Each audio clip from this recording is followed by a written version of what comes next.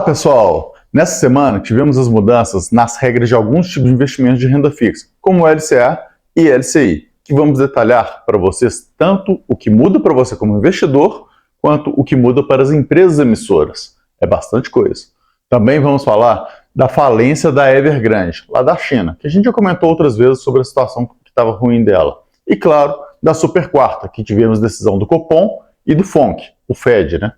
Além de diversas outras notícias que temos aí para que a gente comentar hoje. Meu nome é Fernando Franklin e aqui descomplicamos o mundo financeiro discutindo as informações mais relevantes no nosso resumo semanal de notícias.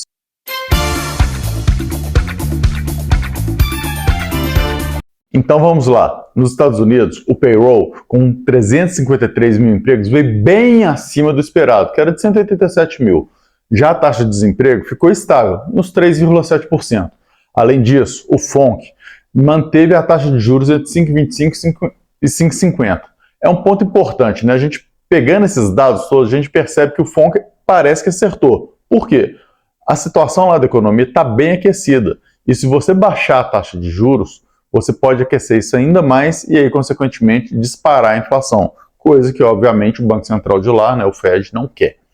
Na China, a Evergrande, que a gente já falou que diversas vezes das dificuldades dessa construtora, acabou tendo a falência decretada pelo tribunal, né? Então, foi uma falência que não foi ela que pediu, ela foi decretada. Os credores agora vão ter muita dificuldade de acesso à maior parte do patrimônio que ela tem, que é menor do que ela estava devendo, que fica lá dentro da China continental, né? Então, vai ter um probleminha para receber.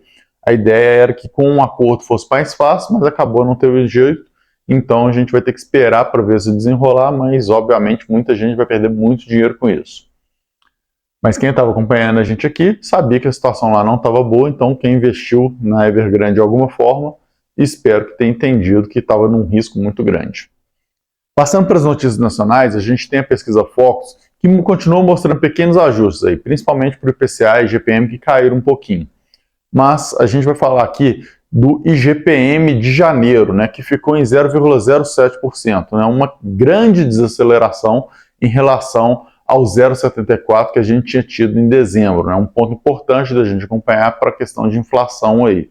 E obviamente, né, a gente tem o Copom, que como previsto reduziu aí a taxa de juros para 11,25%, então caiu 0,5%, contratou novos cortes de 0,5% para as próximas reuniões, ou seja, não só para a próxima, mas para as próximas. Então, pelo menos aí mais 2 reuniões, aí a gente já está previsto que ele vai efetivamente cortar os juros aí de meio 2 vezes aí, né? Então, a gente já está falando de 10 a 25 para chegar. Importante, quando a gente fala contratou, é só que ele está dizendo que vai fazer, né? Não é uma obrigatoriedade, ele pode mudar isso. Inclusive, quando a gente pega o comunicado, vale destacar aí que eles falam da desaceleração da atividade global, né, econômica global, que é um ponto de atenção. Fala também da situação fiscal, que está ainda bem definida aqui no Brasil, apesar de alguns esforços aí para reduzir isso. Fala dos riscos inflacionários do curto prazo aí que a gente pode ter aí, né? Então, a inflação, apesar de controlada aí, por exemplo, quando a gente pega o resultado do IGPM, ainda está com risco. Por que a gente vê esse risco? Porque a gente tem o preço das commodities, a gente tem a questão aí da taxa de juros nos Estados Unidos, né, que se baixar muito também vai ajudar a gente, mas se ficar muito alto, a gente baixando os juros aqui pode prejudicar e disparar o dólar, e aí consequentemente as commodities sobem, né? Então a gente vai ver petróleo, minério subindo em relação ao real, e aí a inflação. Então ele vai falando desses pontos importantes aí que a gente tem que sempre acompanhar. A gente falou algumas coisas aí ao longo da semana, né, em alguns vídeos sobre o Copom. Vamos ter que esperar aí a ata para ter confirmações e mais detalhes. A gente sempre fala que é importante dar uma olhada na ata, né, que ela traz um tom mais detalhado, mas a tendência é que a gente continue tendo cortes aí, pelo menos nos próximos encontros que a gente tiver. Tivemos aí também o fechamento do Ibovespa, que fechou a semana com queda de 1,38% a 127.182 pontos. No ano já é uma queda de 5,22%, né? Então bem forte é a queda para o ano. Mas falando dos fatos relevantes de mercado, né? A gente vai falar aqui dos balanços que começaram, mas antes eu quero trazer aqui a mudança que o Conselho Monetário Nacional, né? O CMN mudou as regras da renda fixa para o CRA e CRI agora, né? então também mudou para o LCA, LCI e o LIG, né, que é o LIG.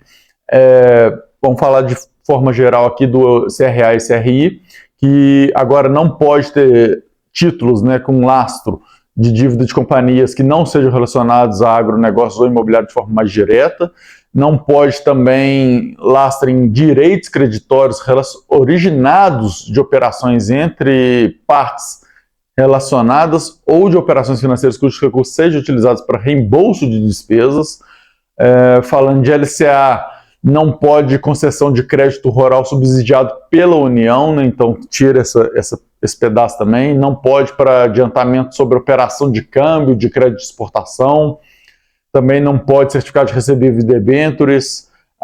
E um ponto muito importante aí para o investidor, né, que agora é a ampliação do prazo mínimo de vencimento de 90 para 9 meses, ou seja, vai acabar a LCA aí e também a LCI, que a gente já vai falar, com 6 meses, né? Agora vai ser provavelmente tudo de 1 ano aí, ou talvez de 9 meses aí a gente vai passar a ver no mercado.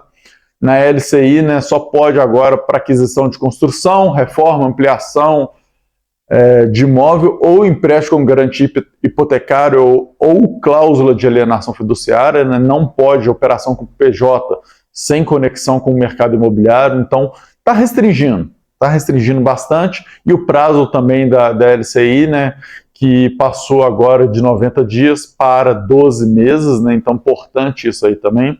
Então, como vocês podem ver, teve muitas mudanças que dificultam muito mais a emissão de papéis, né, tanto por empresas quanto pelos bancos, né? Então isso vai diminuir o acesso à captação de dinheiro por essas formas, o que é importante. Isso pode, consequentemente, aí, como vai ter menos oferta, pode ser que as taxas reduzam, né? Então fiquem menos interessantes. E para o investidor, a grande mudança realmente está no prazo e, consequentemente, aí, na questão da oferta e demanda, pode ter alguma decisão aí que impacte para o investidor de forma geral, mas aí é aquela decisão de olhar qual é o percentual que está sendo oferecido e se vale ou não a pena em relação às demais opções de investimento, né? E, por fim, a gente traz também aqui o Santander, né? A gente começou falando que...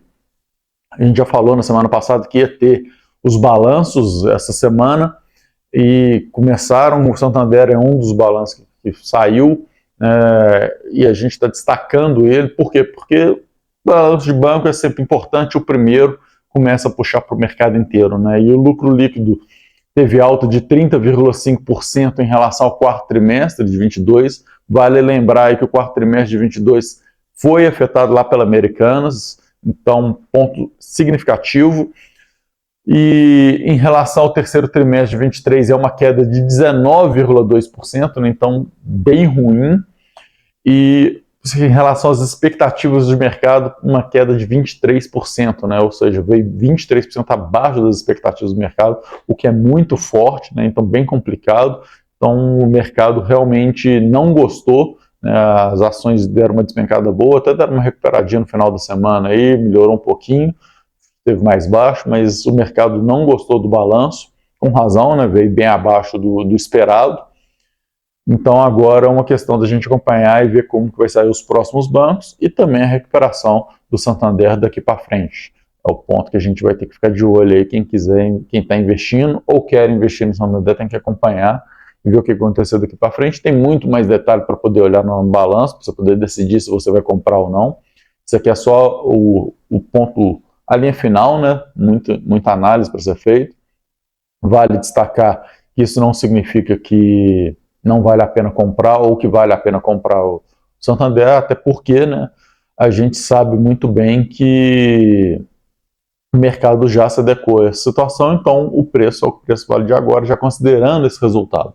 Então o importante é daqui para frente.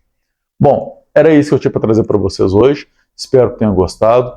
Fiquem ligados aí que a gente vai trazer mais informações ao longo da próxima semana, vai ter mais balanço saindo e com certeza a gente volta no próximo resumo semanal com muito mais informações para vocês investirem cada vez melhor. É isso e até a próxima. Tchau, tchau.